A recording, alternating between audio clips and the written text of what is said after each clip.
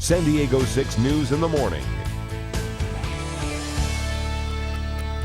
Joining us in studio right after the break, Assemblyman Nathan Fletcher. He'll be here to talk about Assembly Bill 1022 and the overcrowding problem in California's prisons. Those topics and more when we come back. Cost, and more cost. On Friday, that is what the state of California's Assembly Appropriations Committee cited as the reason to not move forward with Assembly Bill 1022. The bill would have permitted residents to sign up for email notifications when a convicted sex offender moved into the neighborhood.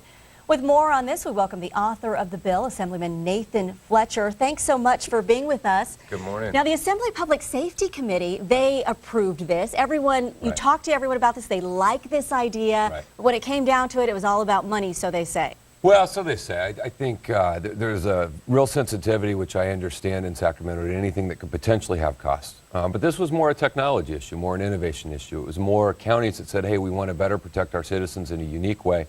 And our legislation simply would have allowed counties that wanted to do this to opt into the program. It wouldn't have required them to, and it certainly would have had no impact on the state. So we're going to take our coalition we built, which was bipartisan, it had crime victims groups, public safety groups, and we're going to bring the bill back because sometimes government's slow to change, and you can't let one stall hurdle get in the way of progress in terms of making a difference. And especially with technology, this would have been a great thing for so many communities here in San Diego. Yep. It would basically have modernized Megan's Law. Can you kind of explain it to our viewers this morning? So right now you can go online and you look in your neighborhood and see what registered sex offenders live in there, in your area. And that's great if you check it every single day. Exactly. And if you remember what it was the day before. And so what we wanted to do, which was take a reactive system and make it proactive. So you could voluntarily sign up to get email alerts for any changes in your neighborhood or your area. And then the sheriff's department could have an automated program, and when someone moves in or out, you would just get notified. And it would be a much better way to utilize it. And when Megan's Law was set up, email didn't exist. And so this wasn't thought about. And so each step of the way, we have to continue to evolve our public safety bills. And sometimes technology and progress and innovation is slow, particularly for legislative bodies that maybe aren't as comfortable with it as those of us that grew up. But we're not giving up, and we've got a really strong coalition, and I'm confident we'll get it through. Because you mentioned the money thing, and you said that counties could opt out, and the San Diego County Sheriff's Department said it would have cost $2,500, a one-time setup fee, basically. Yeah, and Sheriff Gore said we have the resources to do this. We can absorb this internally. It's a very small cost.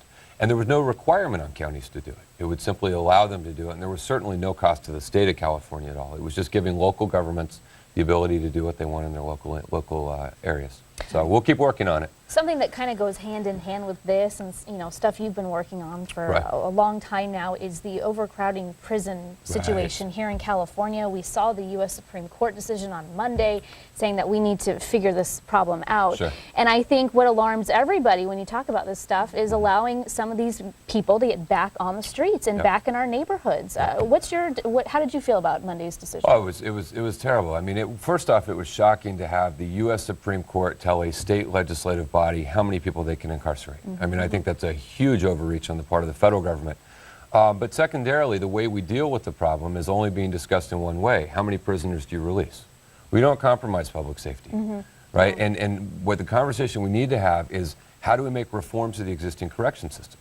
California, we spend almost twice as much as other states do to incarcerate inmates. So let's talk about how we lower the costs. Let's talk about how we reform the system. Let's talk about how we spend the taxpayer dollars better. But with crime rates at an all-time low, I don't think we should be releasing tens of thousands of violent criminals into our streets. And California has the largest number of sex offenders in the country. Right. So that's alarming there. Right. So what about the budget issue? Well, we're continuing to work through it. There's a number of pieces of this that are coming together. I think the two most important things that we need to do at the state are fully fund our schools, and we laid out a budget proposal a few weeks ago that fully funds our K-12 and higher education, while at the same time ensuring our small businesses are able to recover economically. And so we can fund our schools without increasing the tax burden on our small businesses. And then we need to look at other areas to reform the state. We talk about pension reform, spending cap, other types of issues out there to really make bold structural reforms in the way our state operates. Well, making that reform, we've talked about pension reform for so long, especially here in San Diego. What's your stance on what we're doing here in the county and, in the state right now? Well, I think everyone, it's an outrage when you see people getting hundreds of thousands of dollars a year. It's really frustrating. And there's no excuse for why vital city services are cut while pension costs continue to go up.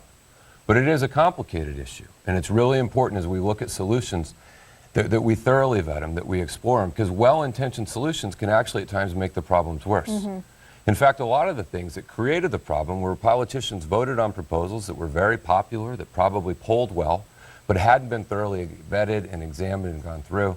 So, of course, I'll weigh in on the local issues, we'll weigh in on the statewide issues, but I think every leader should not do it until there's been a full analysis. Independent budget analysts, financial forecasting, legal examination, because this is too important an issue to get wrong. But whatever we do, I think every piece of pension reform has to include a couple key things. We have to lower the taxpayers' liability for current and future employees. We have to provide more transparency in the system so the public knows exactly who's getting paid and where it's coming and where it's going from. We have to stop the abuses, the spiking, the overtime, all those different factors that weigh in. We also have to be fair to workers, because our cities and our states must have the ability to recruit and retain good workers, particularly in the areas of public safety.